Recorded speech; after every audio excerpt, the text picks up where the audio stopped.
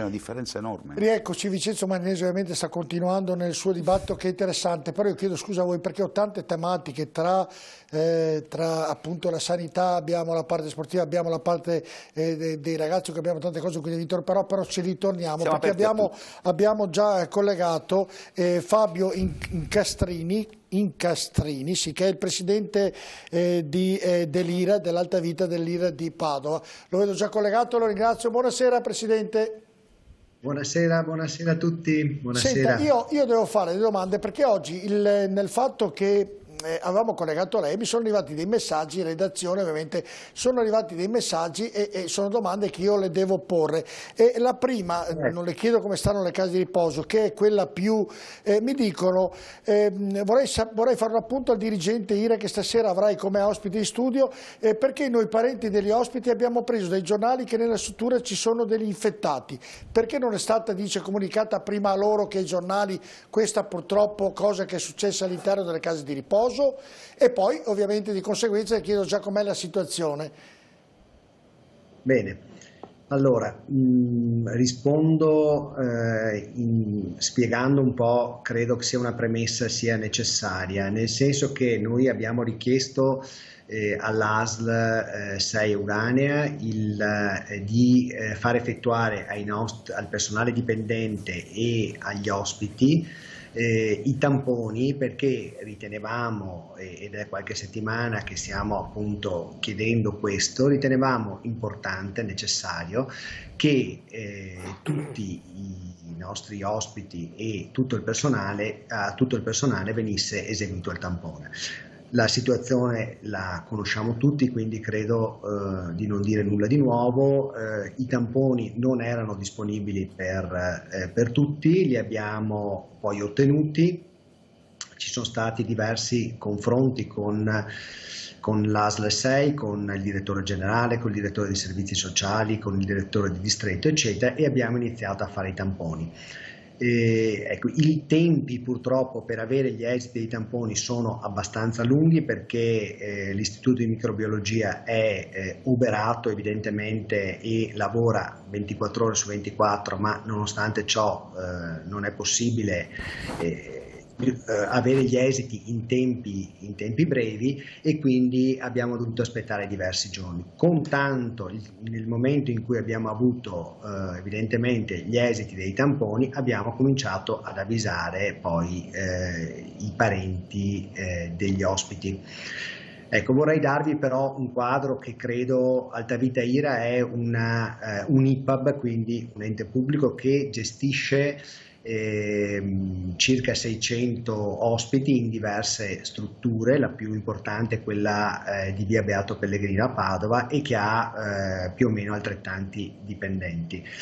Che cosa è successo? Abbiamo avuto dei casi di positività da coronavirus nella sede amministrativa, quindi abbiamo evidentemente dovuto mettere in quarantena alcuni dipendenti. Stanno tutti bene, i dipendenti godono fortunatamente di buona salute, e quindi evidentemente sono anche ansiosi di, devo dire, tornare a lavorare, ma i tempi necessari li conosciamo, sono all'incirca 20 giorni, poi vanno fatti 2 tamponi positivi, ci devono essere 2 tamponi positivi, e quindi insomma i tempi si allungano. Nel contempo abbiamo avuto alcuni casi di positività, perché allora i primi casi sono stati quelli di alcuni dipendenti, quindi i giornali hanno riportato questo, non degli ospiti. Come dicevo appunto, da quando abbiamo cominciato ad effettuare i tamponi i risultati sono arrivati 5 o 6 giorni dopo. Questo ha fatto sì che naturalmente il personale dipendente ha continuato a lavorare, perché a differenza di altre situazioni è chiaro che nelle strutture sociosanitarie la macchina non si ferma, non si ferma mai sostanzialmente. Senta Presidente, all'interno dell'IRA c'è una dottoressa che è infettata, c'è un coordinatore che è infettato, e mi hanno detto, perché ovviamente le faccio le domande che mi vengono fatte ovviamente dai telespettatori che sono arrivati oggi, e mi hanno detto praticamente, aspetti che trovo un altro messaggio, perché che erano privi di ausili, cioè erano privi di mascherine, erano privi di tutto, erano privi di materiale, è vero o no questo? Guardi, allora non è così, nel senso che io ho visto la dottoressa che appunto è risultata positiva e che, come dicevo, gode fortunatamente di ottima salute, nel senso che i sintomi sono veramente lievi. L'ho vista il giorno in cui, il giorno prima sostanzialmente di ricevere gli esiti, perché mi sono recato personalmente ed era domenica per l'esattezza di 2 settimane fa. Ho fatto un sopralluogo appunto in via Beato Pellegrino e la dottoressa naturalmente era dotata degli ausili, delle Perfetto, mascherine chirurgiche. ha risposto a questa domanda. L'altra Presidente che mi chiedono, mi dicono, non è vero che hanno i tablet per le videochiamate, perché se sono già i pochi medici e pochi infermieri, mi hanno scritto, pensi lei se hanno tempo per le videochiamate, è vero anche questo problema oppure no? Allora, io la ringrazio per la domanda perché mi consente, credo, di dare un'informazione importante non solo ai nostri familiari, ma a quelli di tutte le residenze sanitarie, di tutti gli istituti di riposo. Allora, noi abbiamo messo in piedi appunto un sistema da qualche giorno di videochiamate. Devo però un po' spiegare quella che è l'emergenza in cui ci siamo trovati. Mano a mano che sono arrivati gli esiti dei tamponi allora faccio una premessa.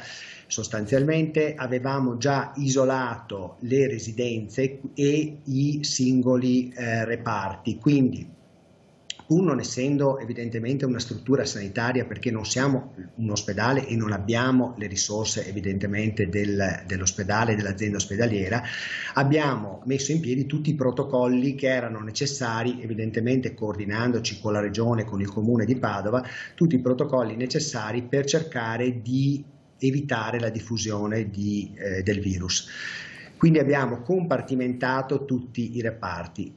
Questo che cosa significa? Che sostanzialmente i dipendenti, quando abbiamo avuto evidentemente contezza che poteva esserci un problema, quindi già da 15 giorni, abbiamo i dipendenti che normalmente operano su più piani, evidentemente questo non hanno più potuto farlo. Quindi oltre a questo c'è stata una carenza ulteriore di personale dovuta ai casi positivi da coronavirus, quindi vi lascio immaginare la enorme difficoltà e l'emergenza che ci siamo trovati a gestire. Abbiamo dovuto creare 2 reparti, 2 piani per i soggetti positivi, che nella stragrande maggioranza fortunatamente al momento stanno bene e una buona parte di questi è asintomatica, però evidentemente abbiamo dovuto mettere in piedi degli spostamenti perché noi non abbiamo, nonostante avessimo bloccato gli accoglimenti, non abbiamo posti liberi. Voi capite che la struttura ha qualche stanza libera, ma non è che possiamo decidere di dedicare un intero reparto vuoto ai soggetti che sono risultati positivi. Abbiamo dovuto spostare, sanificare tutte le strutture, quindi con l'aiuto della Croce Verde, che devo ringraziare pubblicamente perché c'è stata di enorme ausilio, con l'aiuto e la consulenza dell'ASL, con l'aiuto del Comune di Padova che ci ha fornito alcune risorse, abbiamo rivoluzionato sostanzialmente tutta l'organizzazione, spostato tutti gli ospiti positivi in modo da evitare il contagio e quindi capisco perfettamente lo stato d'animo dei familiari che hanno avuto per alcuni giorni delle informazioni più ridotte rispetto al solito. Ecco, nel concludere questa chiacchierata, nel ringraziarla perché ovviamente le case di riposo sono i punti più cruciali, perché sono gli anziani che ovviamente sono quelli più predisposti ad essere colpiti da questo maledetto virus. L'ultima domanda, mi chiedono dei parenti, dicono: noi sono 2 mesi che non entriamo in quella casa, possiamo rimanere tranquilli da qui a domani, a dopodomani, a quando terminerà questo maledetto virus, oppure dobbiamo continuare a essere preoccupati? Allora, io le direi che per quanto possibile, evidentemente perché garanzie assolute e certezze non ne ha nessuno, possono stare tranquilli. L'ASL ci ha fornito, altri li abbiamo trovati sul mercato, gli ausili e i DP che sono ovviamente carenti in termini di numero, non sono insufficienti, sono in questo momento sufficienti, con degli sforzi enormi per reperirli, perché voi immaginate che le mascherine FFP2 e FFP3, che sono quelle che vengono utilizzate per quando si hanno contatti diretti con i soggetti positivi al coronavirus, sono pressoché introvabili. Una parte ce le ha messe a disposizione la regione, una parte le abbiamo comprate evidentemente sul mercato a carissimo prezzo. Teniamo presente che fortunatamente Altavita IRE è un IPAB molto strutturata, e questo dico fortunatamente perché evidentemente questa struttura ha consentito di assorbire il colpo e di riorganizzare completamente sia i turni del personale sia le carenze del personale in termini numerici, perché siamo sotto di circa il 20%. Quindi possono rimanere Però io tranquilli. direi che la situazione è sotto controllo e l'assistenza in questo momento, pur ridotta evidentemente perché non si possono fare attività comuni, e questo credo sia di tutta evidenza, gli ospiti sono seguiti, sono nutriti, sono curati, i medici anche lavorano, e gli infermieri e gli operatori H24 proprio per garantire l'assistenza e la cura. Aggiungo che appunto da qualche giorno abbiamo messo in funzione i tablet per le videochiamate. Vorrei dare un dato statistico: se noi dovessimo far fare una videochiamata al giorno per ciascuno dei nostri ospiti, ipotizzando un tempo complessivo di 10 minuti per tutta questa procedura, avremmo bisogno di 24 persone a tempo pieno che fanno questo tipo di lavoro. Vi lascio immaginare se in questo momento è chiaro che è impossibile garantire, anche se sarebbe la cosa ideale, perché io capisco perfettamente, noi siamo tutti coscienti che i familiari sono preoccupati, lo sono a ragione, perché vorrebbero vedere il proprio caro. Certo, almeno adesso video. abbiamo risolto, ecco, in questo momento finalmente abbiamo in questi giorni sostanzialmente da ieri abbiamo risolto l'emergenza epidemia, abbiamo riorganizzato e ridistribuito gli ospiti a seconda delle diverse caratteristiche, sanificato tutte le strutture, e da un paio di giorni stiamo appunto facendo intensamente proprio queste videochiamate. Ci sono 3 psicologhe e 2 altri appunto nostri dipendenti, in particolare i fisioterapisti, che stanno seguendo. Però le telefonate sono state fatte perché io domenica ho passato la giornata in sede in via Beato Pellegrino, e c'era il direttore generale, la dottoressa Sandra Nicoletto, che devo dire ringrazio per l'impegno che ha e le ore, le giornate e le notti che ha dedicato, oltre a tutti i nostri dipendenti che devo veramente ringraziare per l'abnegazione, per l'enorme sforzo, perché immaginate con un organico ridotto del 25% certo, che cosa voglia dire gestire un'emergenza. È stato chiaro, però hanno fatto un consiglio che anche sabato e la domenica per l'intera giornata. Ecco, un consiglio che mi permetto di dare, però non essendo a conoscenza perfettamente di come funziona, certo, invece che 10 minuti all'uno rimangono 3 minuti. Cioè, No, certo, ma guardi direttore, che il tema è che quando naturalmente tu parli con un familiare dobbiamo capire la necessità che questo ha di farti delle domande eccetera. Allora mi è stato detto, e condivido con voi questo pensiero: perché non mettiamo dei volontari? La cosa avrebbe un senso. Il problema qual è? Che io non li posso far circolare per la struttura, perché altrimenti il rischio è che mi contagino gli ospiti sani o i dipendenti sani, e per di più non conoscono gli ospiti. Voi dovete immaginare che noi abbiamo sostanzialmente in via Beato Pellegrino, perché il Piaggi per esempio è una struttura per autosufficienti, i nostri ospiti telefonano e si vedono i video quotidianamente.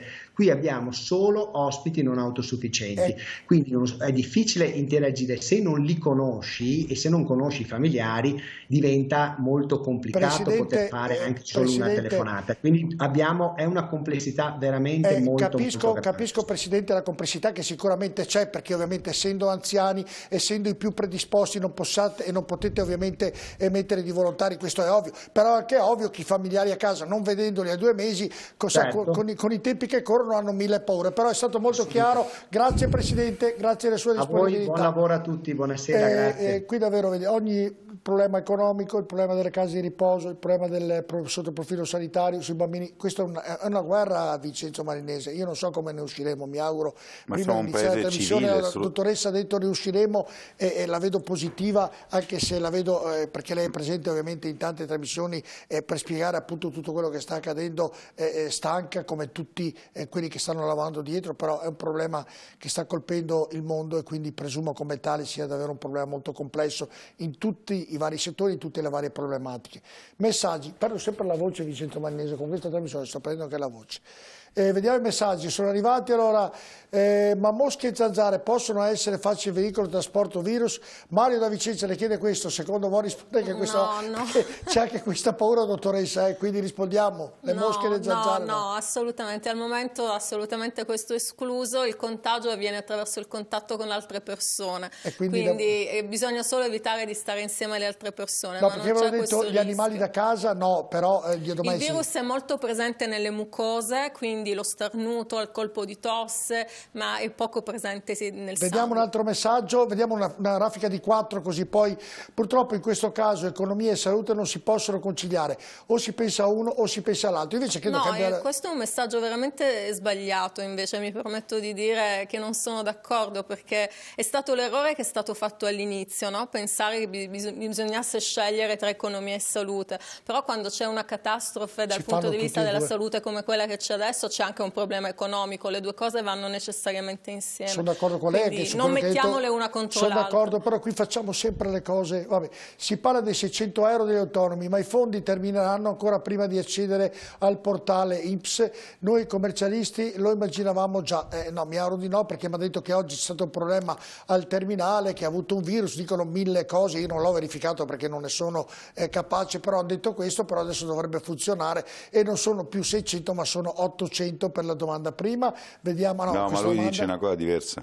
No, quella è la domanda che ha fatto quella questa. È prima, sì, sta dicendo che alla fine quando si apre è click day, no, già mangiati perché soldi. non sono Sì, 600 per tutti. Ho capito, spero di no. No, ma spero di no. È un fatto economico, è come la cassa integrazione. Aspetta, l'ultimo messaggio, poi vengo Vincenzo, vediamo l'ultimo messaggio. Volevo dire che i messaggi del governo, del governatore sono chiari, si deve stare a casa tutti, i fanatici della passeggiata, bimbi compresi, fanatici degli orti, basta guardare gli ospedali. Beh, questo l'abbiamo detto, ridetto, ormai ci sono 1000 spot, miliardi di spot che dicono questo e se la gente non lo capisce davvero bisognerebbe intervenire in maniera più forte perché non capisce che mette a discapito, oltre che la loro salute, anche quella degli altri, che è la cosa ancora più grave. Allora, eravamo rimasti, Dennis mi sei di aiuto perché ovviamente qui ho tante cose da far vedere e il problema al di là di tutto, dottoressa, la domanda mi viene così, la prima che le faccio, ma perché muoiono più uomini che donne? Allora, ci sono diverse ragioni. Una prima ragione potrebbe dipendere dal sistema immunitario che è diverso, no? Le donne hanno un sistema immunitario più forte che si è sviluppato per proteggere il feto durante la gravidanza dagli attacchi di patogeni, virus, batteri vari e quindi hanno un sistema immunitario che reagisce molto di più. Infatti sapete che le donne hanno un rischio maggiore per esempio di sviluppare malattie autoimmuni. Gli uomini anche quando fanno una vaccinazione sviluppano un livello di anticorpi più basso rispetto alle donne. Quindi una ragione potrebbe essere questa. Poi si sta discutendo di un'altra ragione che è legata all'espressione del recettore che il virus utilizza per entrare all'interno delle nostre cellule e sembrerebbe che ci sia una maggiore presenza di questo recettore soprattutto a livello polmonare negli uomini rispetto alle donne. Quindi probabilmente poi sono gli estrogeni, ci sono gli androgeni, quindi gli ormoni. Ci sono diverse cause, però queste sono chiaramente le due cause che la scienza sta seguendo in questo momento. Che poi anche l'altra domanda è perché i bambini, no? Così poco? I bambini per fortuna sembrano essere poco suscettibili a questa patologia, infettarsi di meno e avere una sintomatologia molto lieve. E anche in questo caso le cause sono quelle, cioè da un lato il recettore che sembra essere molto poco espresso e soprattutto solamente nelle vie respiratorie superiori superiori, non a livello polmonare, è un sistema immunitario molto diverso. Dopo verrò da lei perché ho molte domande da fare, me le sono anche preparate. Perché abbiamo collegato Emanuele Allecci, che è il presidente del volontariato di Padova. Padova è stata quest'anno scelta come presidente della città del volontariato, il prossimo anno sarà a Berlino e quindi onore e meriti alla città e chi ci sta lavorando. Buonasera Presidente, grazie della sua disponibilità. Buonasera a voi. Allora, i volontari che qui a Padova si sta dando da fare in maniera encomiabile e davvero a livelli stratosferici perché sono presenti in tutto e per tutti.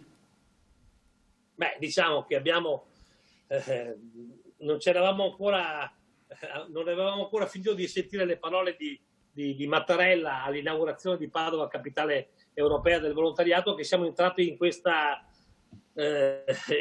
dramma e su questo dramma a questo punto ci siamo guardati, abbiamo avuto un attimo di blocco, ma poi abbiamo detto come reinterpretare in questa fase la capitale europea del volontariato, e l'abbiamo reinterpretato in questo modo. Innanzitutto abbiamo avuto sostegno da parte di tutti gli amici europei che ci sentiamo ogni giorno, vogliono sapere cosa stiamo facendo, eccetera.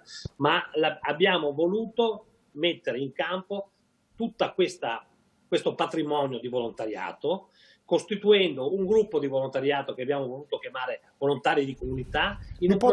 Presidente, mi può dare che i numeri?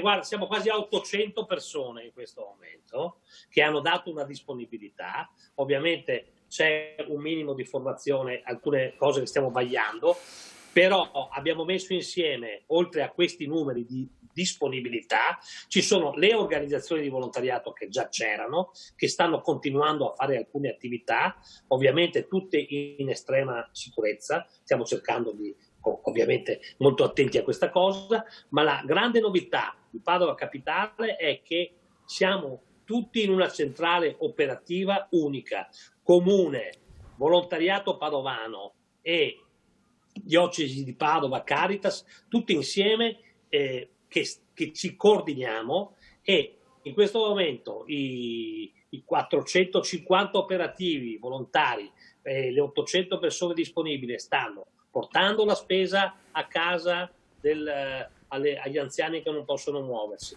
Abbiamo consegnato le mascherine a tutti gli anziani che non possono muoversi, quelli oltre i 75 anni che in qualche modo erano soli, li abbiamo consegnato proprio portandoglieli a casa. Stiamo consegnando farmaci, abbiamo costituito insieme con gli amici della Caritas, abbiamo preso una struttura alberghiera e 50 persone senza dimora sono accolte in questo momento in quella struttura, perché l'asilo notturno che il Comune ha tenuto aperto e sta tenendo aperto giorno e notte non può, come dire, abbiamo 200 senza dimora in città, quindi questo era un altro grande problema. E in più in questo momento stiamo rivolgendoci molto al tema della povertà educativa. Ecco, senta Presidente, oltretutto io colgo anche l'occasione, visto che ho lei collegato, per dire due cose. Allora, oggi il governatore Zaia ha detto attenti perché specialmente a Padova, ha detto, attaccano praticamente sulle porte di certe famiglie una carta ospedaliera dove dicono domani passeremo a farvi dei tamponi.